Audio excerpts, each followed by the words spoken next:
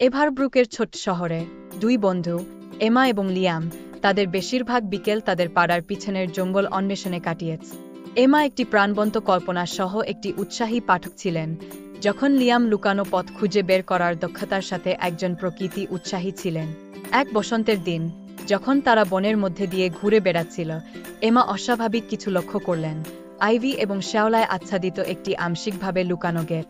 গেটটি বছরের পর বছর ধরে উপেক্ষা করা হয়েছিল এবং তাদের কেউই এটি আগে দেখেনি। এই দেখ, এমা চিৎকার করে উঠল, আইভিকে দূরে সরিয়ে দিন। লিয়াম গেটের দিকে তাকিয়ে আছে, কৌতূহল জাগিয়েছে।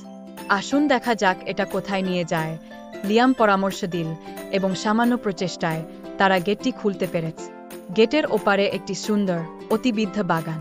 বাতাস প্রস্ফুটিত ফুলের মিষ্টি গন্ধে ভরা ছিল, এবং সূর্যের আলো গাছের ঘন ছাউনির মধ্য দিয়ে ফিল্টার করে একটি জাদুকরী আভা তৈরি করেছেন।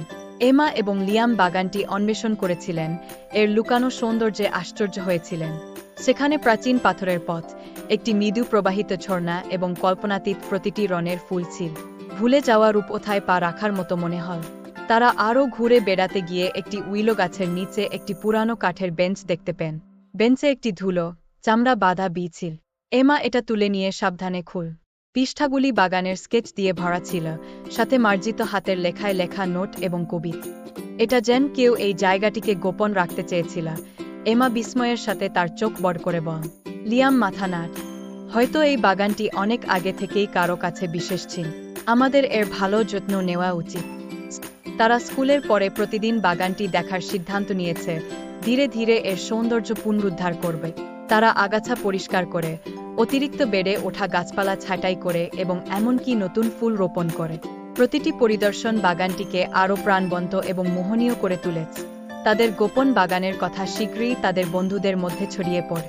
তারা কিছু ঘনিষ্ঠ বন্ধুদের জাদু ভাগ করার জন্য আমন্ত্রণ জানিয়েছে, এবং একসাথে তারা এমন একটি জায়গা তৈরি করেছে যেখানে সবাই স্বাগত বোধ করেছে। বাগানটি একটি প্রিয় পশ্চাৎপসরণ হয়ে উঠেছে, এমন একটি জায়গা যেখানে তারা পালিয়ে যেতে, স্বপ্ন দেখতে এবং নতুন স্মৃতি তৈরি করতে পারে। এক সন্ধ্যায়, যখন তারা উইলো গাছের নিচে বেঞ্চে বসেছিল, এমা এবং লিয়াম তাদের যাত্রার প্রতিফলন করেছিলেন। তারা বুঝতে পেরেছিল যে বাগানের সত্যিকারের জাদুটি কেবল তার সৌন্দর্যে নয়, তবে এটি যেভাবে মানুষকে একত্রিত করেছে এবং তাদের কল্পনাকে উজ্জীবিত করেছে। এবং তাই, এভারব্রুকের গোপন বাগানটি একটি লালিত আশ্রয়স্থল হয়ে রইল। দুই অভিযাত্রীর উৎসর্গ এবং বন্ধুত্বের জন্য ধন্যবাদ যারা এর লুকানো আশ্চর্যগুলি আবিষ্কার করেছেন।